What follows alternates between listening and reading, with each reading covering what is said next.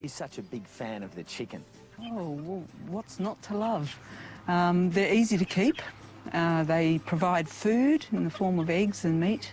You can even get the feathers and make featherdoonas if you like. They do the pest control around the garden. They scratch up all the little bugs, etc. And while they're there, they fertilise. They're great fun to keep because they're really entertaining to watch.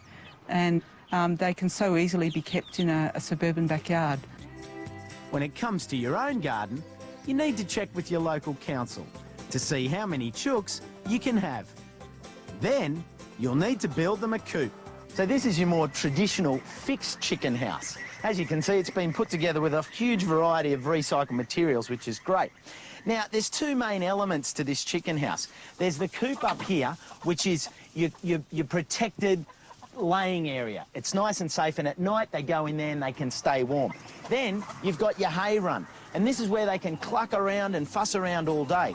Nesting boxes need to be dry and dark. And it's also a good idea to have direct access to your nesting box from the outside. Your responsibility as a chicken owner is that for about an hour a week, you have to clear all this straw out and lay some lime, throw some lime out onto the ground. The straw and all the chicken poo will go onto your compost heap, and you'll be the envy of the neighbourhood with the best compost in town.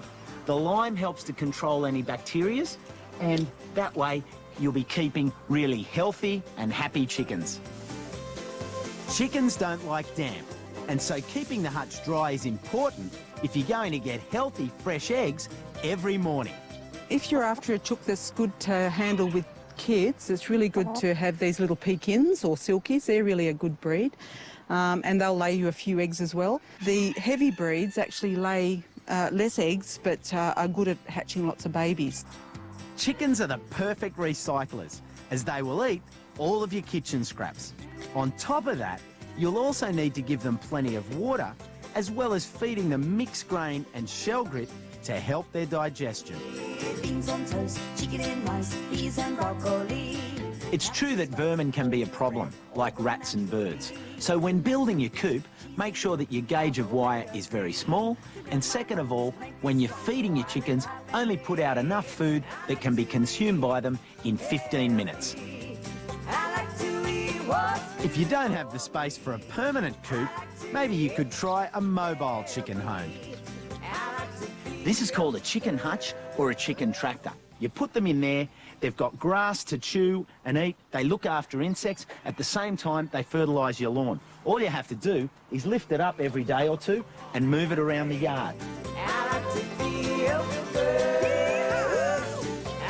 If you want to give chickens a go at home, like any pet, they require a little bit of responsibility and effort, but I can guarantee you'll get a lot more out of them than you have to put in. Chickens are great.